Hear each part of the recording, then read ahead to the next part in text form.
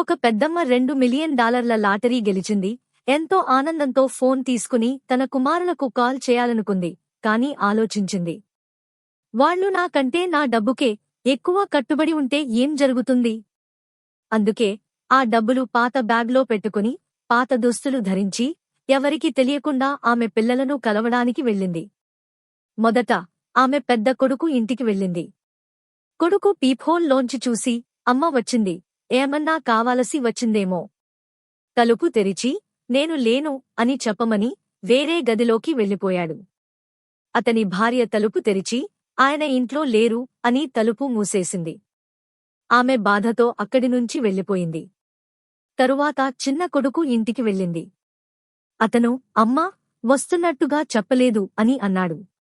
నాకు బాగోలేదు అని అమ్మ చెప్పింది. కొద్ది రోజులు ఇక్కడ ఉండవచ్చా అని అడిగింది. అతను అసౌకర్యంగా, నా ప్రేయసి ఇష్టపడదు. దుస్తులు మార్చుకో అన్నాడు. డబ్బులు ఇస్తానని కూడా చెప్పాడు. ఆమె ఒప్పుకోకుండా అక్కడి నుండి వెళ్ళిపోయింది. చివరిగా మధ్య కొడుకు ఉండే చిన్న దుకాణానికి వెళ్ళింది. అతను ఆమెను చూసి పరుగెత్తి వచ్చి హగ్ చేసుకుని, అమ్మా, నువ్వు వచ్చావు. ఎప్పుడూ ఇక్కడే ఉండాలి అని అన్నాడు. ఆమె కన్నీళ్లు పెట్టుకుని బ్యాగ్ తెరిచి, ఈ $2 మిలియన్ నీకు, ఎందుకంటే నువ్వు నన్ను ఎప్పుడూ భారంగా చూసుకోలేదు అని చెప్పింది. నిజమైన ప్రేమకు రూపం, డబ్బు ఏమాత్రం ముఖ్యం కాదు.